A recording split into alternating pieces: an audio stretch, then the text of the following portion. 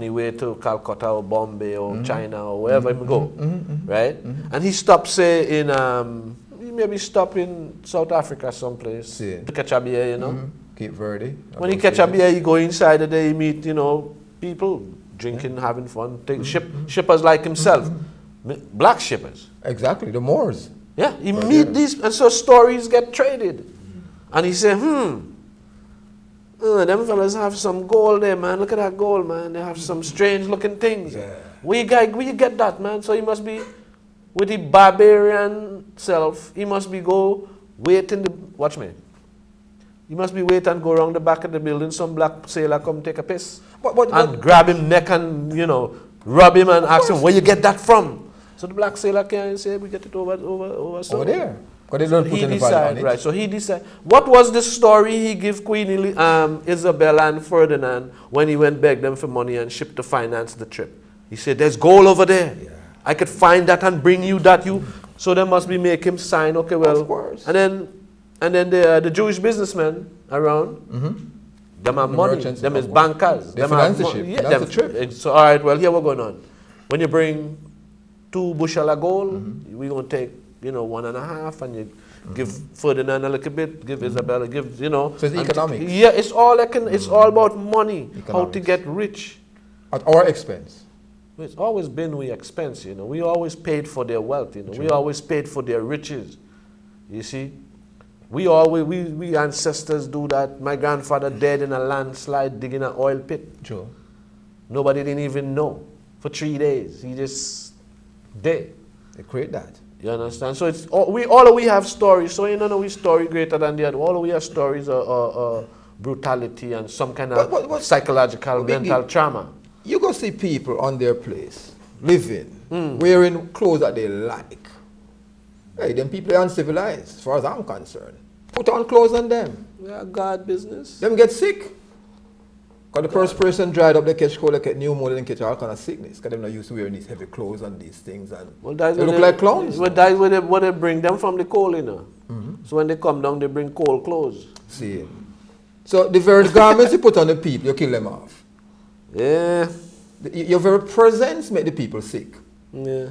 Because they don't know, they're not accustomed to your breath or your thinking. So them catch a cold.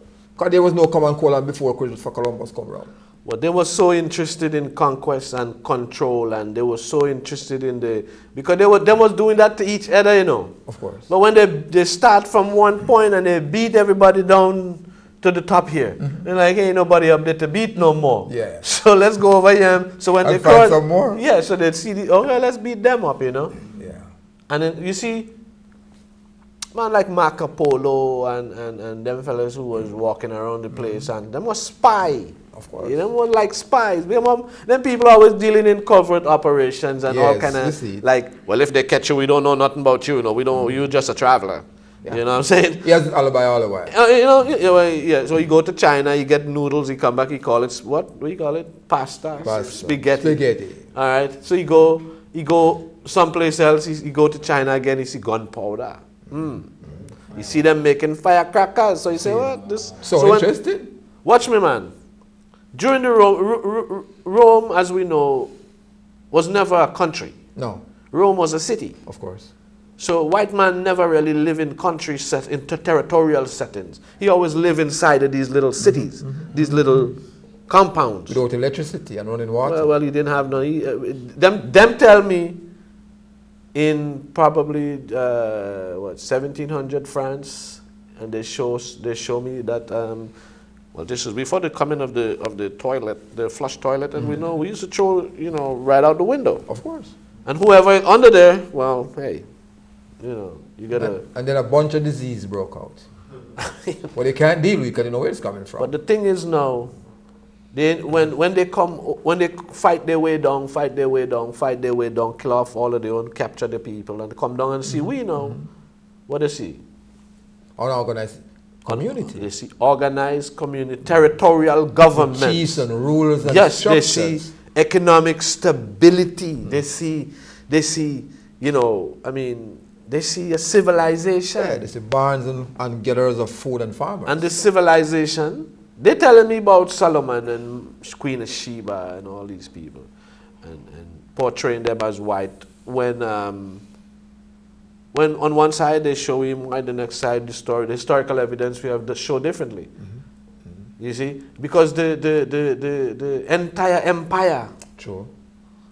at the top of Kush stretched from Western India to all of Africa, all through Egypt, where is what they call the Middle East. You know, I was watching something the other day, and this man, this baller looking white guy say, well, Egypt is not in Africa though. It's crazy. It's in the Middle East. I mean, this is a professor though. Oh.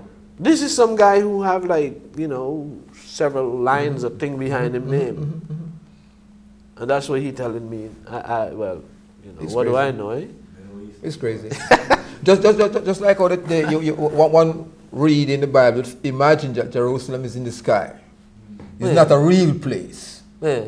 So now you have people going there and say, okay, it's a real place on earth. No, that's there. Because it's heaven on earth. Yeah. So all these places are here physically. You can go there. Man, them people is liars. They lie. Them lie. So they put you into a mental trap of illusion. Yeah. So you follow that thing. They will have all the wealth. Okay. You know, what did the conquistadors come with? The Bible in hand.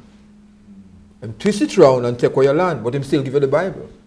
So him just rich. But he leave his soldiers too, you know. Yeah, to enforce that you follow the Bible and their system. Yeah. And he leave the priest. God bless you, my son. Yeah. And come and confess your sins. What sins you commit? Then go behind the altar and drop your drawers. So that's the whole bingy. The whole thing, you know. It is said, you're born in sin and shaped in iniquity. You know, none of them taught them. Come in see, none of my family or the African consciousness coming at that, but that is set for you to accept. As you come out from your mother womb is a sinner. So you don't mark out for death already. You have to confess and do all kind of things to purge yourself. And even within that, it's still mental, because if even you be penitent and holy and all of that, you have diminishing wealth. You can't reach nowhere in life. And you still have to obey the master. No matter how hard you try, there's only so far you can go. Right, because the original intent was you're not going to have a life here. That you was not brought here to have a life, you know. And you're not even human. Well, humans don't have life. I mean, you know, humans have life. Since you're not human, you're not counted. No. You see, but the whole idea is that as Rasta people, we're running around talking about, you know, unity and all them kinds of things, and how to unite the people and unite the nation of people, right? And we get kind of selfish with the idea of what unity means, and you know the people are out there, you know, and the schools ain't good. You know, the medical services that we have, you know, then we complain about the job that we don't have, then we complain about that. The thing is, though, you just got to get out. Yeah. You see, you have to get out, and you can't just get out just like that. You can't just get out just like that. The thing is, they wouldn't let you get out just like that. No. And even say, individuals come out of the pack looking good. Something is on the table to attract you. Either a house, a car, a job, a position.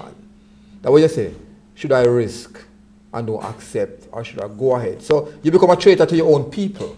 But to yourself. And to yourself. And to your own existence as a man, you know, or a woman, or a human being, with all the rights of a human being, you know. So, and if you decide, say, you're not going to bow to the system, you might end up in frustration. Because you don't have enough support around you who have the same idea like you to give you that support. Where in their society, they have all that support. No matter how high and low the chain is, they are supportive. So through this African liberation is a liberation of the minds to support the Africanness within us and a structure that each one who is an African count and have a responsibility to the next African.